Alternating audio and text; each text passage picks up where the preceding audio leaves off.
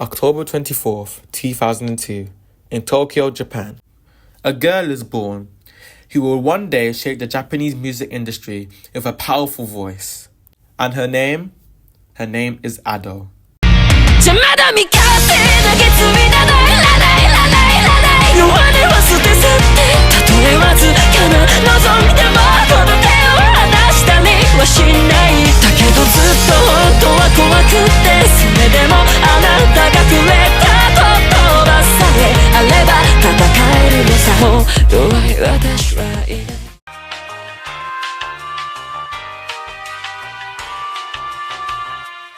Despite her rapid rise to fame, she still remains a mystery to the public.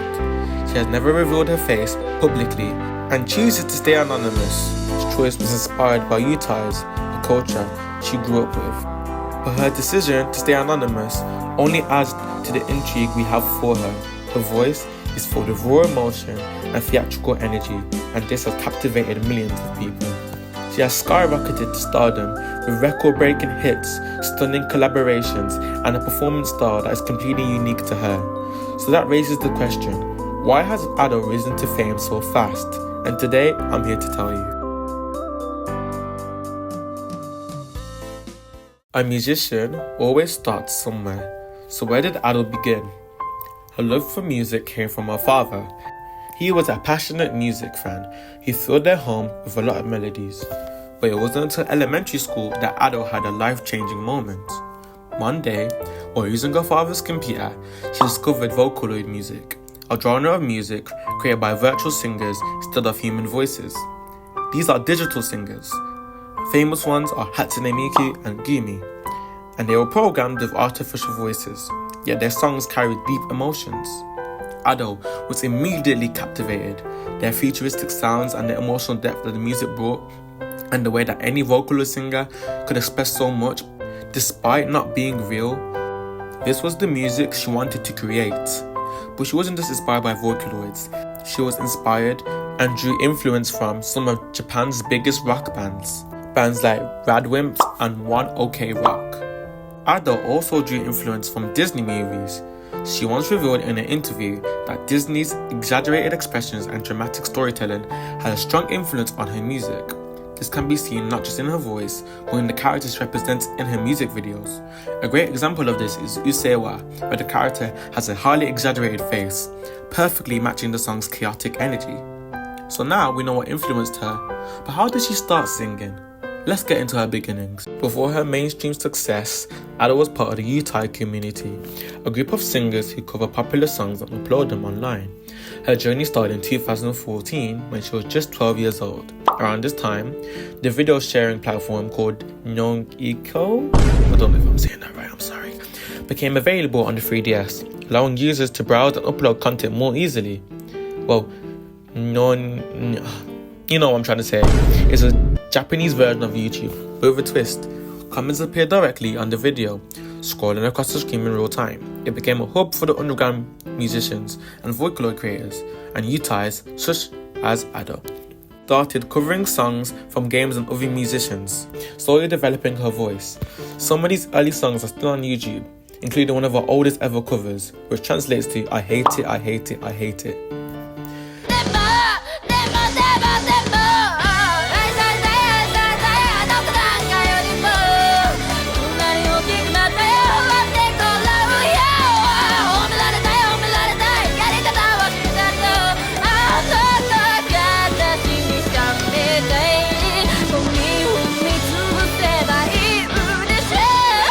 Continued to upload covers like this, refining her unique style and building her dedicated fan base until the breakthrough.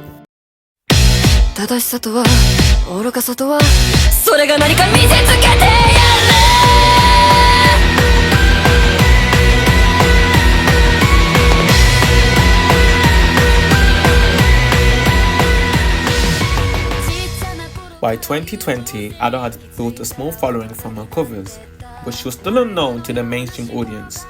That all changed when she released her debut single, Usewa, on October 23, 2020. The song was an instant sensation. It had aggressive lyrics, chaotic energy, and Ado's raw theatrical vocal delivery. Usewa became an anthem for rebellion. The title itself is slang for shut up, and the song's lyrics express frustration with society's expectations put on people, something that resonated especially with the younger listeners. The song quickly went viral, dominating Japanese music charts. It has 100 million views on YouTube just in 148 days, making it the fastest in history, Ado becoming the youngest solo artist to achieve this milestone, and the song topped Billboard in Japan's Hot 100 and stayed there for 10 months. Critics and fans praised Ado's unapologetic style, comparing her vocal delivery to the Vocaloid singers like Hatsune Miku due to her rapid transition between her vocal tone. From this moment on, Ado was no longer Yutai, she was becoming a star. In Usewa, Ado didn't slow down. She continued to release singles like Gira Gira, Odo, and Ashura-chan, proving that she wasn't a one-hit wonder. Then in January, she released her highly anticipated album called Kyogen. The album showcased her versatility, blending rock, jazz, pop, you name it, while maintaining her signature dramatic vocal style. Key songs from this album are Usewa, Gira Gira, Odo, Ashura-chan, Ready Made, Domestic Violence, and Motherland. My personal favourites on this list are Aldo, Ashura-chan, Ready Made, and Motherland. Motherland is a very underrated one. I've not seen a lot of other fans talk about Motherland. While I love all the songs equally with love, Ado is a great artist either way. Every song in the album had its own unique character, but they all shared one thing: Ado's voice. The album was a massive success, solidifying her place as one of J-pop's hottest rising stars. But this was only just the beginning for her fame. In 2022, Ado's career exploded worldwide when she was chosen for the singing voice for Uta, a central character in One Piece film Red. This collaboration wasn't just any anime tie-in, it was One Piece, one of the biggest franchises in the world.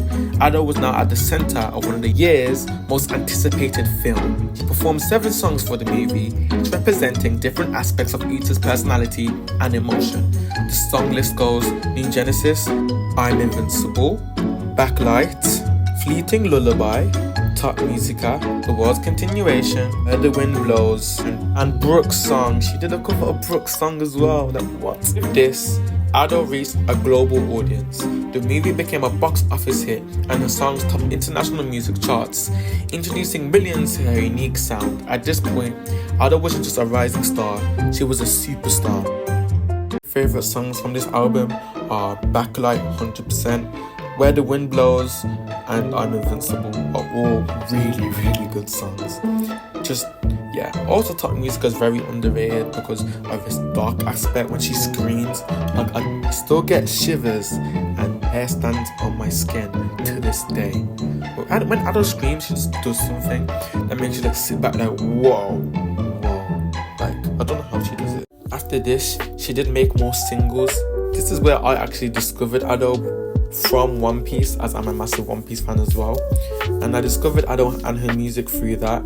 And many of other songs that I like are Ado, Rebellion, Ibara, her Overdose cover. There's just so many. I'm a Controversy, like Freedom, Rebellion, Rhyme and Punishment. Kura Kura is a very underrated one as well. I open it for Spy Family. Dignity is a very, very underrated one as well. She's so talented. And don't forget All Night Radio. Oh, I love that song so much. Got Roulette, which is just amazing. Value, which is another song which is, she's so good at making music, like, cause she's so talented. Mira is another very good one. Like, Shoka is another good one. Her collab with Hatsune Miku of all people is an amazing song.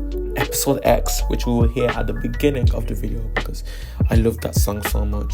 And recently, her new song Elf, which I'm playing on repeat because it's so good. It's so good. But there are more songs that she made after the success of One Piece film Red. She then went back to her roots. She was going to cover songs from other popular Japanese artists. This was her Ute Mita album in December 2023. Songs from this album are Unravel, which is the Tokyo Ghoul opening, Crime and Punishment, and Dried Flowers. There are many other songs in this album, but I'm focusing on them 3 specifically because those are the favourites in my opinion, because they're just generally so good to listen to every time. Don't get me wrong, the other songs show her ability to adapt to different genres, showing that she's one of the most versatile singers and artists in Japan. But those 3 songs for me just show what makes Ado such a great singer. So now we have to go and ask the question, what makes Ado's songs so great? Well, some people don't like her because of her screaming, which I totally disagree with, because when she screams, she adds depth to the songs that she's singing. And as a music student myself, I can go into the deeper parts into it and explain to you guys what makes Ado's songs so good to listen to. Starting with Show. It starts off with a DJ style opening, mimicking like DJs, like a stereotypical DJ, like hyping you up to be like, yeah. She uses rap scratching and semi-rap elements to create anticipation in the music. When the first verse actually hits, you actually gasped, finally hear the verse. Like, oh yeah, this is actually a nice song. Then shifts from short phrases to fast phrases to long phrases. And she uses rapid fire vocals to keep the listeners on edge. She uses yodels and she cracks her voice, and that adds raw emotion. To crack another voice, she uses a specific technique which doesn't make her voice crack in a bad way. So like there's a gap between where you are singing, so she just slightly goes above it to create like a yodel sound, which sounds very nice. She does all this because she believes that if she doesn't exaggerate something, she's doing something wrong.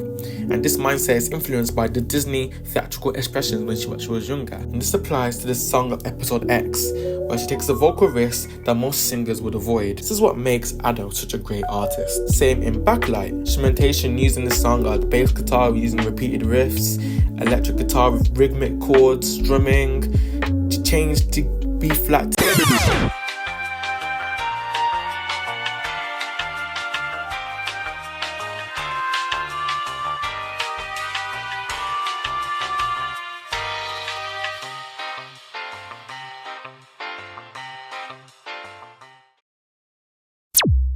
Song is non-stop adrenaline at all times. It's what makes Backlight one of the best songs in the One Piece film rap album, because it's just non-stop adrenaline. It always keeps you on the edge of your seat wanting for more. When it finally does stop for seemingly a rest, it goes back straight into the adrenaline pump.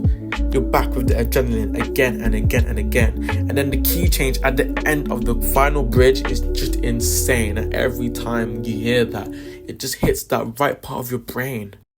Any other performer, Ado has concerts, which is a true experience. However, what makes Ado's concerts so great? Before that, we have to discuss what makes a great concert. A great concert isn't just about singing, it's about creating an unforgettable experience for the audience. The best concerts have engaging visuals, or performance, and a connection with the audience. There's all these things and more. Despite not showing her face, her concerts are visually stunning. She uses animated avatars, elaborate stage design, and the dramatic lighting to bring her music to life. Her performance is amazing because of this.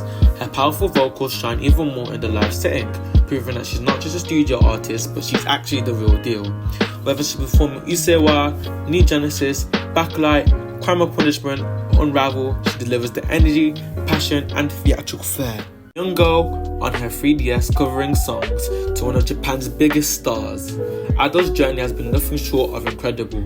With her raw vocals, bold artistic choices, and captivating performance, she has redefined what it means to be a J-pop artist. And the best part is, she's just getting started.